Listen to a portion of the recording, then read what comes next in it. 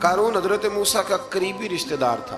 پہلے آسمانی کتابیں جانتا تھا، سمجھتا تھا، نیک تھا، لیکن پھر اللہ نے اسے دولت عطا کر دی. دولت سب کے لیے اچھی نہیں ہوتی، کچھ لوگ نہیں ہضم کر پاتے.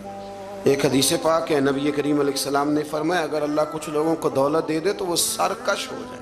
ہاں، کچھ لوگ ایسے ہیں جن کے پاس اگر دولت ہو تو وہ عیاش ہو جائے، یعنی وہ کیا کچھ کر ڈالے. ہر ایک کے لیے اچھی نہیں ہوتی. قارون کو دولت مل گئی، اتنا بڑا خزانہ تھا اس کے پاس کہ قرآن کہتا ہے کہ جماعت مل کے صرف خزانے کی چابیاں اٹھاتی تھی. یعنی یہ معاذ اللہ کوئی گپ نہیں، یہ قرآن مجید نے بیان فرمایا. تو حضرت سیدنا موسیٰ علیہ السلام نے کہا زکوٰۃ دو.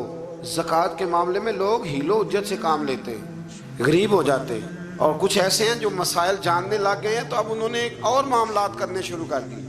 اگر گھر کے اندر 10 تولے زیور پڑا ہے تو 5 تولے کا اماں کو مالک بنا دیا، 5 کو بیوی کو مالک بنا دیا، تاکہ 7.5 تولے کی کوئی بھی مالک نہ رہے.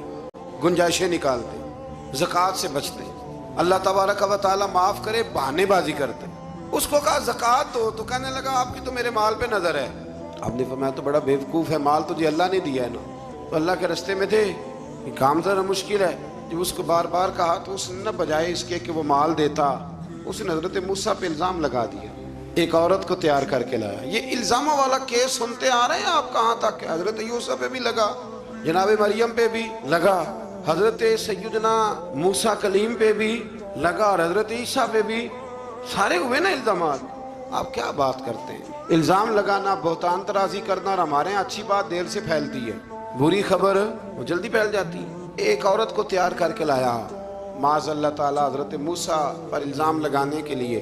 اور جب وہ بی بی آپ کے سامنے لا کے کھڑی کی تو حضرت موسیٰ نے جلال فرمایا تجھے قسم ہے اللہ کی عزت کی، سچ سچ بتا معاملہ کیا ہے. تو وہ خاتون کانپنے لگی، کہنے لگی میں موسیٰ کلیم کے سامنے کیسے کھڑی ہو سکتی ہوں، مجھے تو اس نے پیسے دے کے تیار کیا. یہ جب کہا تو حضرت موسیٰ علیہ السلام رونے لگے کہ تو سارا کچھ کرتا پر میری سفید چادر پہ داغ تو نہ لگانے کی کوشش کر.